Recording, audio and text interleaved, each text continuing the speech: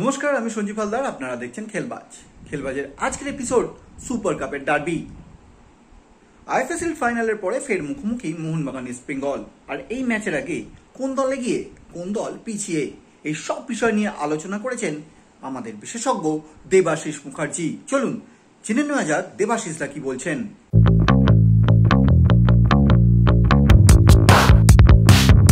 আমি তো করতে পারছি না, একদমই সমর্থন করতে পারছি না। আমি খুব অবাক হয়ে যাচ্ছি যে একটা বড় ম্যাচ আছে, তার আগে তো প্রত্যেক কোচই চায় নিজের টিমকে সেট করা, যে বড় ম্যাচের আগে টিমটাকে একটু দেখে নি ঠিকঠাক, যে টিমটা আমার খেলবে, যে ছেলেগুলো খেলবে একটু দেখে নি, অন্তত ফার্স্ট হাফটা ফুল টিমটা না পাই, তারপরে 2 গোল 3 গোল যা হোক লিড নিলে তারপরে তাদের রেস্ট ওভার তুললে তারপরে অন্য প্লেয়ারদের নামাবো।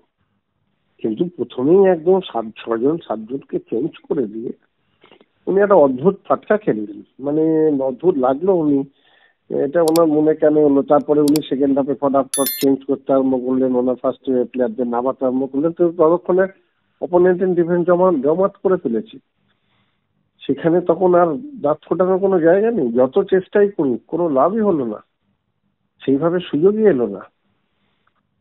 কেন ডিফেন্স ততক্ষণে ওরা একদম জমাট, মানে ছেলেগুলো ভালো খেলেছে, ভালো লড়েছে, ম্যাচটাকে একটু ধরতেই পারলো না। ফার্স্ট হাফে যদি ম্যাচটাকে ধরে নিত তাহলে তো এই অসুবিধাটা হতো না। আমি জানি না এটা বড় ম্যাচের আগে উনি কি, ওনার কি স্ট্র্যাটেজি আছে সেটা উনি বলতে পারবেন, কিন্তু আমাদের যেটুকু ছোটখাটো ফুটবল বুদ্ধি আছে তাতে দিয়ে বুঝতে পারি যে আগে তো আমি আমার সেট টিমটাকে খেলাবো। আমি যদি বড় ম্যাচ আছে বলে আমি সবাইকে রেস্ট দিয়ে দেবো, এটা তো হয় না। পৃথিবীতে কোনো কোচ এটা করে না যে বড় ম্যাচের আগে বা একটা ভাইটাল ম্যাচের আগে আমি আমার টিমের অর্ধেক প্লেয়ারকে রেস্ট দিয়ে দিলাম। রেস্ট দিলে সেটটা কোথায় তৈরি হচ্ছে? এটা তো ক্রিকেটেও এটা হয় না। ক্রিকেটও ব্যাটসম্যানদের একটু খেলার প্র্যাকটিসটা দরকার হয়, যে পরে ভালো ম্যাচ আছে ম্যাচটা ওকে রেস্ট দিলাম, তা নয়। যত খেলবে তত এক্সপিরিয়েন্স বাড়বে, তত কনফিডেন্স বাড়বে।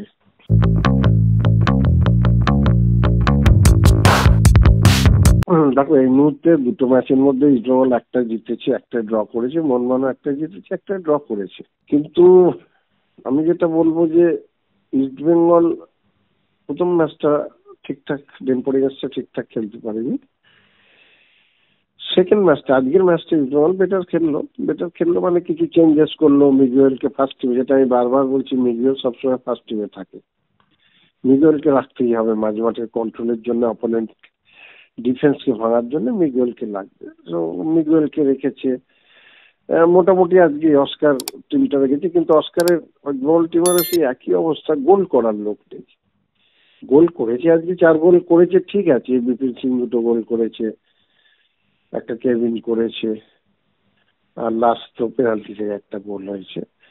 কিন্তু সেইভাবে স্ট্রাইকাররা, অরিজিনাল যে স্ট্রাইকার, যেটা ম্যাকলারেন মানে গোল করছে, সেটা কিন্তু ইস্টবেঙ্গলে হামিদ বা ওই জাপানি ছেলে এখনো ফিট হয়নি, ওকে নিয়ে আলোচনা না করাই ভালো। হামিদ আজাদ ও তো বেশ কয়েকটা ম্যাচ খেলা হয়ে গেল, সেইভাবে তো যেটুকু পেলো মিস করলো, তারপরে তো সেইভাবে তো আর দেখাই গেল না।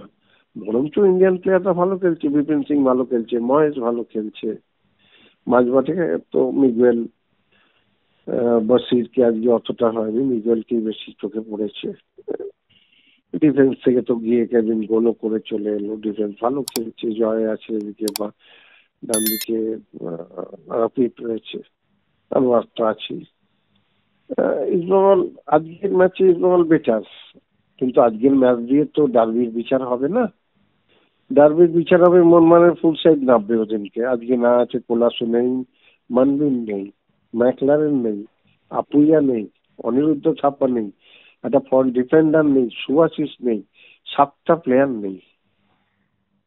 তো সেখানে মানে ছেলেগুলো আসবে। তবে আমার যেটা বারবারই মনে হচ্ছে যে এই ম্যাচটা বোধহয় ফুল টিমটা ফার্স্ট হাফ খেলালে মনে না বেটার ভালো করতেন, এটা আমার মনে হয়েছে।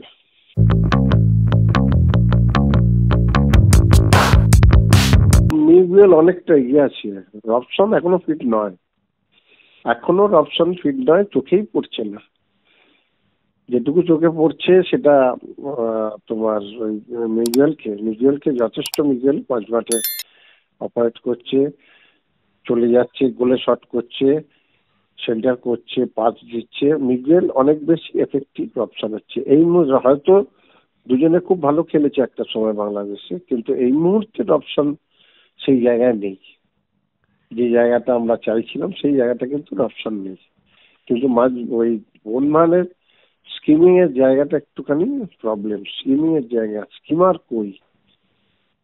মানে উনি এত টিমকে চেঞ্জ করাচ্ছেন, কারণ উনি যা করবেন, যেটা মনে হচ্ছে কোলাসো মন্দির, মধ্যিখানে সাহাল, আপুইয়া আর কামিজকে রাখবে, আর সামনে ম্যাকলারেন থাকবে, আর ডিফেন্সে দুটো ফরেনার, একটা নয় আশিস রায়, নয় মেহতাব সিং, আর এদিকে তোমার সুভাশিস। তবে ডান দিকে আমার যেটা মনে হচ্ছে যে আশিস, বিপিন যেহেতু খুব ভালো অপারেট করছে বাদিক দিয়ে, সেহেতু আশিসের জায়গায় হয়তো মেহতাবকে খেলাতে পারেন, কেন মেহতাবের বিগ বডি তো, অ্যাডভান্টেজ আছে, সেদিকে মেহতাবকে খেলাতে পারেন। তবে আশিস রায়ের আবার সামনে যাওয়াটা অনেক বেটার, অ্যাটাকে অনেক ভালো যায় আশিসের।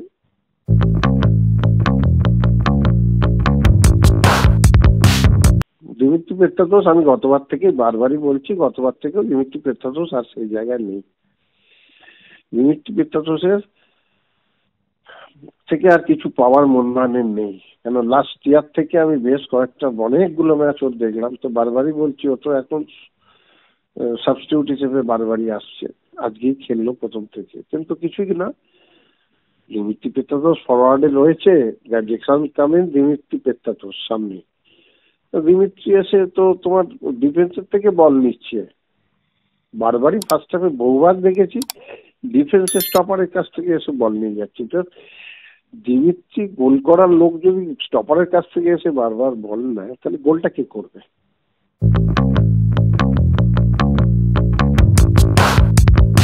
হিরোসি এখনো ফিট নয়, ন্যাচারালি ওকে নিয়ে আলোচনা আমি আগেও বলেছি, ওকে সময় দিতে হবে, ও ফিট নয়, টিমের সঙ্গে এখনো অ্যাডজাস্ট করতে পারেনি। কিন্তু হামিদ তো অনেকগুলো ম্যাচ হয়ে গেল, হামিদের মধ্যে সেই রকম কিছু আহামরি কিছু দেখলাম না। যেটা ম্যাকলারেনের মধ্যে আছে সেই জিনিসটা হামিদের মধ্যে একদমই দেখতে পাওয়া গেল না। স্ট্রাইকার হিসেবে সেই লড়াইটা, সেই জায়গাটা পেলাম না। ওই বললাম ইস্টবেঙ্গলে ওই জায়গাটা ইস্টবেঙ্গল পিছিয়ে আছে, গোল করার লোক 4টে গোল করেছে ঠিক কথা, কিন্তু একটা স্ট্রাইকারের গোল করা, ডিফেন্স থেকে গিয়ে কি সাইড থেকে, উইং থেকে গিয়ে গোল করা, দুটো তো রোজ হবে না। উইং থেকে অ্যাটাক হবে, ফিনিশ হবে মধ্যিখান থেকে, আলটিমেটলি গোল মধ্যিখান থেকে হয়, সেন্টারে গোল হয় না, গোল মধ্যিখান থেকেই হবে। মধ্যিখানটা যে স্ট্রং হবে সেই বেরিয়ে যাবে ওদিন। তবে ওই দিনের ম্যাচটা ড্র হলে চলবে না, ওই দিনের ম্যাচ মানে একদম হাড্ডাহাড্ডি, মানে ইস্টবেঙ্গল ড্র করলে বেরিয়ে যাবে, মোহনবাগানকে জিততে হবে, মোহনবাগানের মাস্ট উইন ম্যাচ, কিছু করার নেই।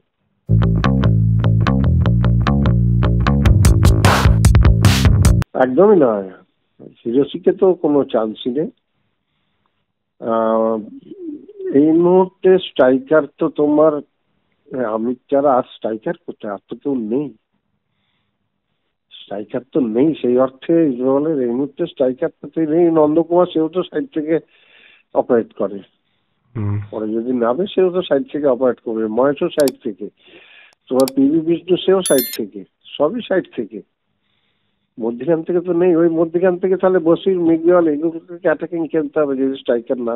তবে হামিদকে নামাবে, হামিদকে দিয়ে শুরু করবে, কেননা ফরেনারদের আবার ফরেনারের ওপর একটা উইকনেস থাকে, তো সে যেরকমই হোক। যেমন সাউল ক্রেসপো, আমি সাউল ক্রেসপোকে খুব একটা নম্বর দিতে পারি না, কেন সাউল ক্রেসপো বারবারই বলেছি, সাউল ক্রেসপো বলটা পড়লে খেলাটা স্লো করে দেয়।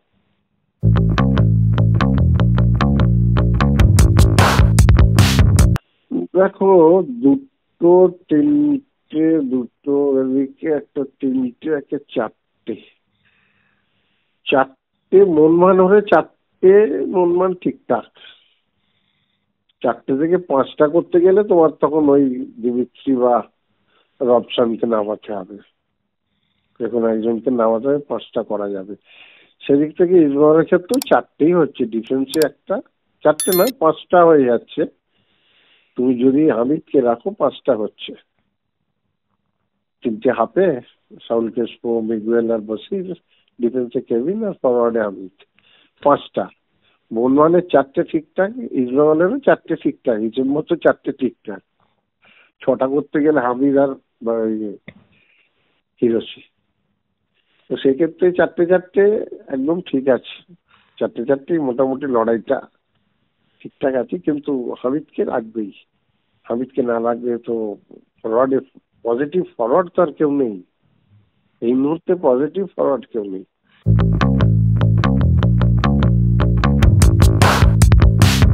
দেখো, চ্যালেঞ্জ তো ডেফিনেটলি হচ্ছে এইসব ম্যাচে, তো সবার সঙ্গে সবারটাই চ্যালেঞ্জ, মানে দুটো টিমের মধ্যে ওই টিমের সঙ্গে ওই টিমের চ্যালেঞ্জ। 11 এগেনস্টে 11 চ্যালেঞ্জ হবে, বা বলতে পারো 10 এগেনস্টে 10, গোলকিপাররা তো আর উঠবে না, তো 10 জনের এগেনস্টে 10 জনের চ্যালেঞ্জটা হবে। যে যার পজিশনে নিজের সেরাটা দিতে পারলে তবেই তো চ্যালেঞ্জটা অ্যাকসেপ্ট হবে। আর সেই চ্যালেঞ্জটা অ্যাকসেপ্ট করার মতো প্লেয়ার এরা প্রত্যেকে। আমার মনে হয় এবারের আইপিএলটা, আইপিএল বলছি, এবারের তোমার এই সুপার কাপের এই ডার্বি ম্যাচটা বেটার খেলা হবে, এটা আমার মনে হয়েছে।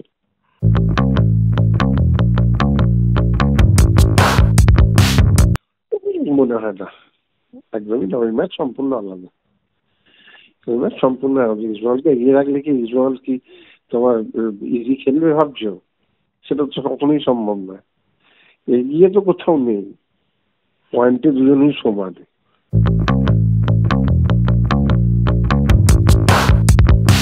হ্যাঁ, এটা রাখতে পারে, ডেফিনেটলি রাখতে পারে, কেন মোহনবাগানকে জিততেই হবে।